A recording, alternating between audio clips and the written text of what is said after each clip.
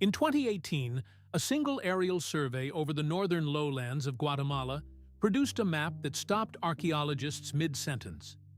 The scan revealed not scattered ruins poking through the canopy, but a continuous, interconnected landscape of pyramids, causeways, raised fields, and fortifications stretching across roughly 2,100 square kilometers. Structures that generations of researchers had walked past without knowing they were there. The jungle had not swallowed a handful of ceremonial centers. It had swallowed entire cities, connected by roads, separated by defensive earthworks, and sustained by engineered water systems. Everything scholars thought they understood about the scale of classic Maya civilization had to be reconsidered from that moment forward. To understand why that matters, you have to understand what the consensus looked like before the scan. The Maya were already recognized as one of the most sophisticated civilizations of the ancient world. Their cities at Tikal, Palenque, and Copan had been studied for more than a century. Their calendar system, astronomical knowledge, and hieroglyphic writing were well documented. But the dominant picture of the Maya lowlands described a patchwork of relatively independent city-states, separated by dense jungle, sustaining modest populations, and linked only loosely through trade and political alliance. The jungle, in that picture, was mostly empty space between centers of power.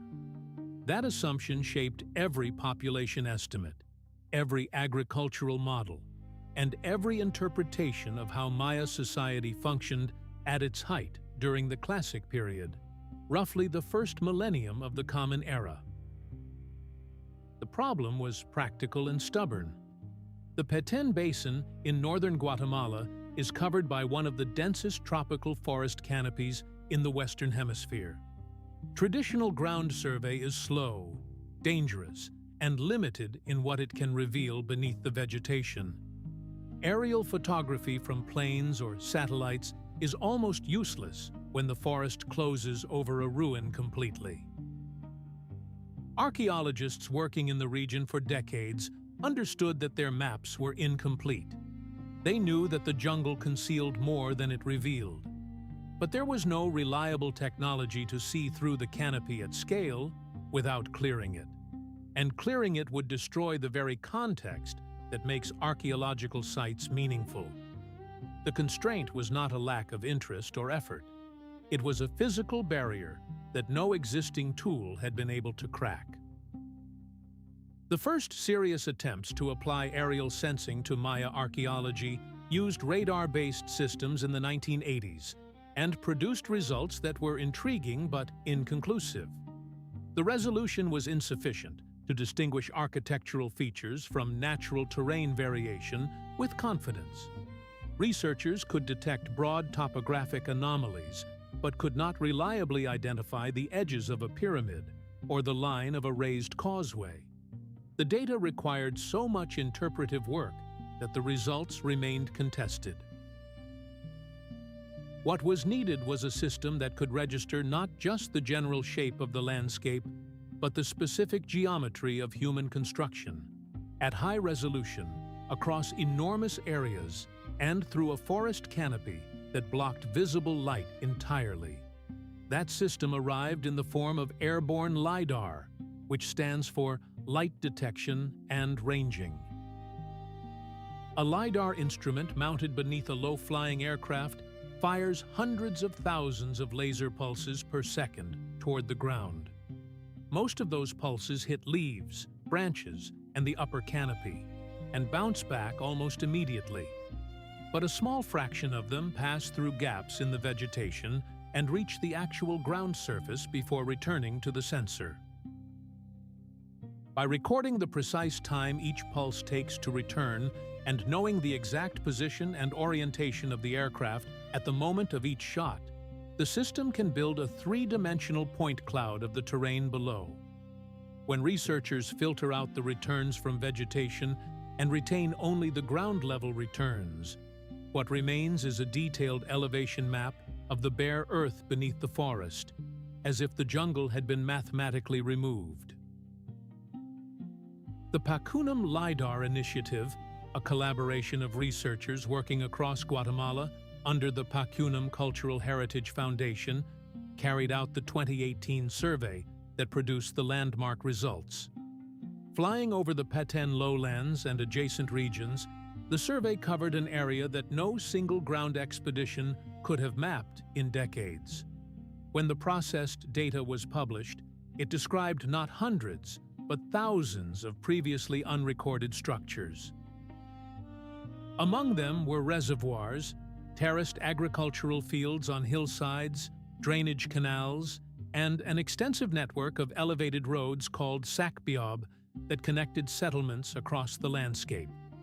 The picture that emerged was not of isolated cities surrounded by wilderness. It was of a managed, densely occupied, and extensively engineered regional system. What that means for population estimates is significant. Prior models based on known settlements and agricultural output had suggested that the Maya lowlands at their classic era peak supported a few million people. The LiDAR survey data, combined with the evidence of intensive agriculture visible in the terrain, pushed some researchers to revise those estimates dramatically upward.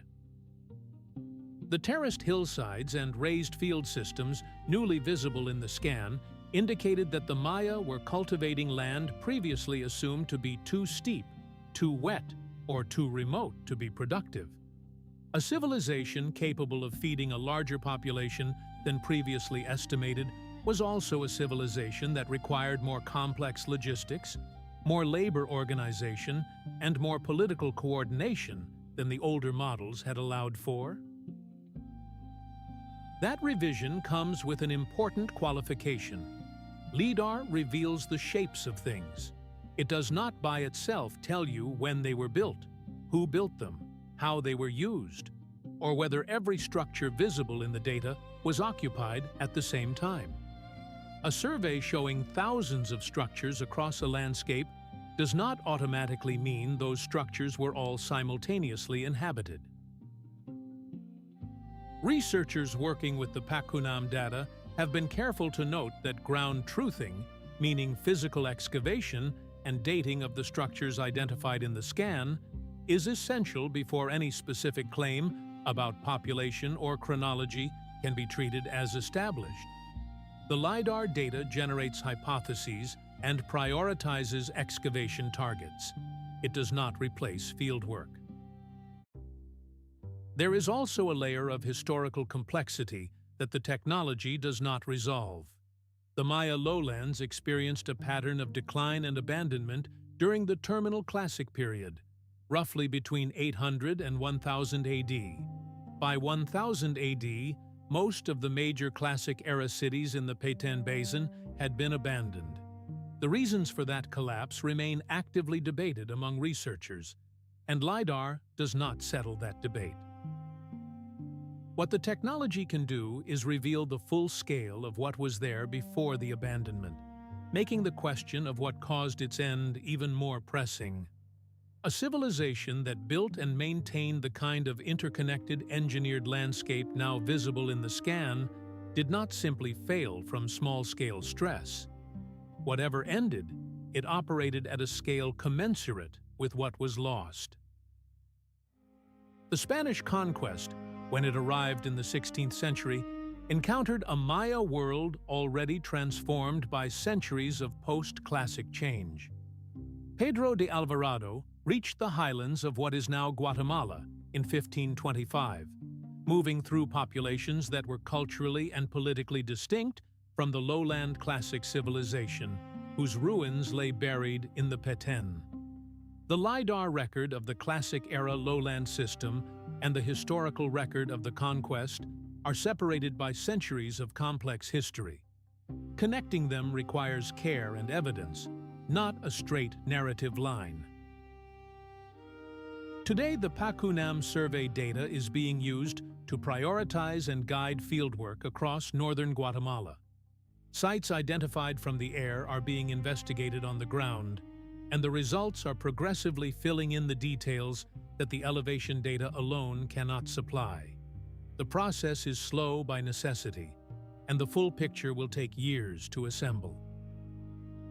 But the baseline has changed permanently. Researchers no longer work from a map that assumes the jungle between known sites is mostly empty.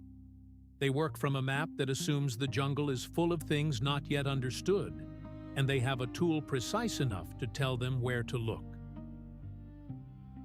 The lesson embedded in this story is not simply that technology advances. It is that the absence of evidence is not the same as evidence of absence, and that the constraints of available tools shape the conclusions researchers draw from them.